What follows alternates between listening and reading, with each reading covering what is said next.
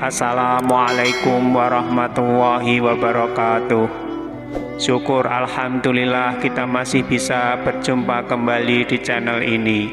Salawat dan salam tak lupa selalu kita sanjungkan kepada junjungan kita Nabi Agung Muhammad Sallallahu Alaihi Wasallam. Allahumma sholli ala Sayyidina Muhammad wa ala ali Sayyidina Muhammad. Doa saya semoga kita semua selalu dalam lindungan Allah Subhanahu wa Ta'ala, selalu diberikan kesehatan, dilapangkan rizki, dipanjangkan umur, serta dimudahkan dalam segala urusan. Amin ya Rabbal Alamin. Pemirsa beriman yang dirahmati Allah, surat Al-Fatihah merupakan surat yang paling sering dibaca oleh umat muslim. Dalam sehari semalam surat ini minimal dibaca sebanyak 17 kali, yaitu saat mengerjakan sholat fardu. Berikut ini ada 6 keutamaan surat Al-Fatihah. Tapi sebelum kita lanjutkan, saya mohon dukungan kepada semua pemirsa yang belum subscribe channel ini, supaya like, subscribe, dan share video ini, supaya channel ini bisa berkembang dan bermanfaat untuk banyak orang. Keutamaan surat Al-Fatihah yang pertama, menjadi syarat sahnya sholat. Sholat seseorang yang tidak membaca surah Al-Fatihah dalam setiap rakaatnya dihukumi tidak sah. Dalam satu hadis yang diriwayatkan oleh Imam Bukhari dan Muslim, Rasulullah Shallallahu Alaihi Wasallam bersabda, tidak sah salat seseorang yang tidak membaca Fatihatul Kitab atau Al-Fatihah. Yang kedua, merupakan surah yang paling agung. Keagungan surat Al-Fatihah tidak ada bandingannya, baik di dalam kitab Taurat, Injil, Zabur, dan dalam Al-Quran sendiri. Surat ini disebut merupakan induk dari segala surat yang ada di dalam Al-Quran, Ummul Kitab. Keagungan surat Al-Fatihah disebutkan dalam sebuah hadis sahih yang diriwayatkan oleh Imam Al-Tirmidzi. Rasulullah Shallallahu Alaihi Wasallam bersabda, maukah aku ajarkan kepadamu satu surat yang tidak diturunkan di Taurat, Injil, dan Zabur, dan dalam Al-Quran juga tidak ada yang sepertinya? Ubay menjawab, tentu wahai Rasulullah. Rasulullah Shallallahu Alaihi Wasallam bersabda, bagaimana kamu membaca saat sholat? Perawi berkata, maka Ubay membaca Ummul Quran atau Al-Fatihah. Rasulullah bersabda, demi zat yang jiwaku berada di tangannya, tidaklah diturunkan di Taurat, Injil, Zabur, dan dalam Al-Quran seperti itu. Sesungguhnya ia adalah 7 ayat yang diulang-ulang dan Al-Quran yang agung yang diberikan padaku. Abu Isa berkata, hadis ini hasan sahih. Hadis serupa juga disampaikan dari Anas bin Malik dan Abu Sa'id bin Al-Mu'alla. Yang ketiga, sebagai penyembuh.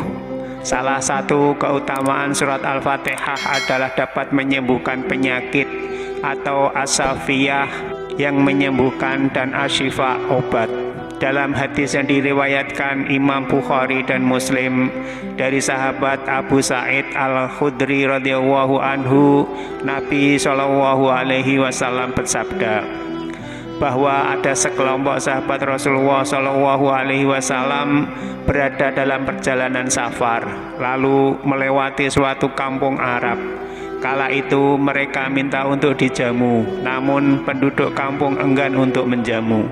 Penduduk kampung itu lantas berkata kepada para sahabat yang mampir, apakah di antara kalian ada yang bisa meru'yah?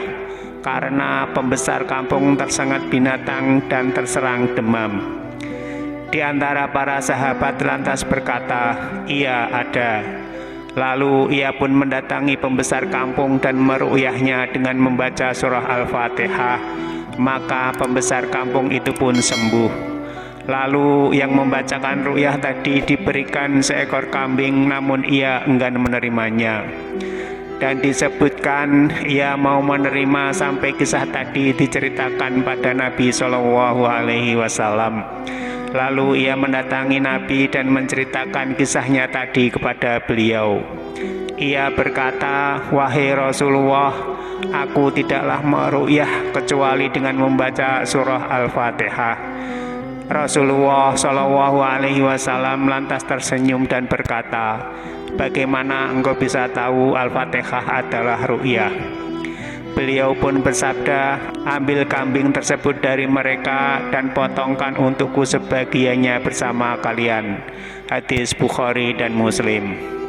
Yang keempat, mendapat jaminan dari Allah. Dari Abu Hurairah radhiyallahu anhu, Rasulullah Shallallahu Alaihi Wasallam bersabda bahwa Allah Subhanahu Wa Taala berfirman, "Aku membagi Al-Fatihah antara aku dan hambaku dua bagian. Hambaku berhak atas apa yang dimintanya. Ketika seorang hamba membaca Alhamdulillahirabbil alamin, maka Allah berfirman, hambaku memujiku. Ketika dia mengucapkan Ar-Rahmanir-Rahim, Allah berfirman, hambaku memujiku. Ketika dia mengucapkan Maliki Yaumiddin, Allah berfirman, hambaku mengagungkanku dan mengatakan hambaku pasrah kepadaku. Ketika dia mengucapkan Iyyaka na'budu wa iyyaka nasta'in, Allah berfirman, ini antara aku dan hambaku, baginya apa yang dia minta.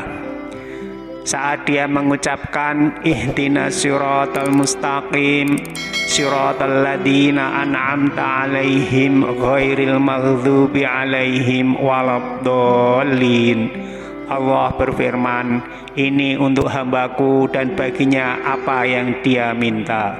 Hadis riwayat Muslim. Yang kelima, pintu langit dibuka ketika diturunkan Al-Fatihah.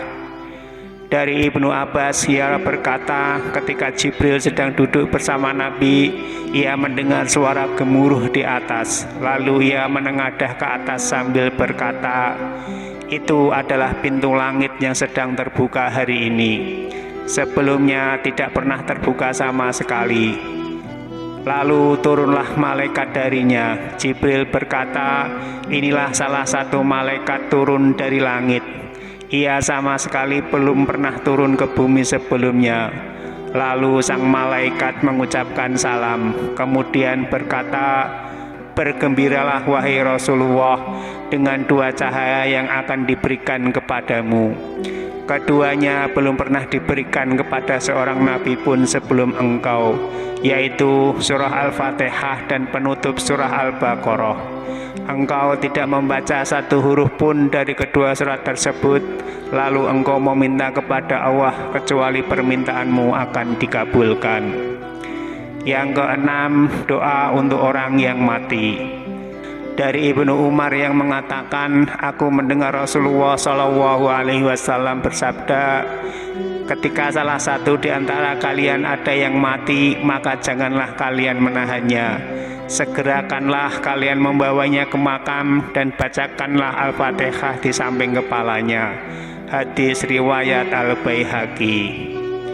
Pemirsa beriman yang dirahmati Allah, itulah khasiat dan keutamaan dari surah Al-Fatihah yang sering kita baca waktu kita sholat. Semoga Allah Subhanahu wa Ta'ala mengampuni dosa-dosa kita semua, dan semoga tayangan ini bisa bermanfaat untuk kita semua. Amin ya Rabbal Alamin. Wassalamualaikum warahmatullahi wabarakatuh.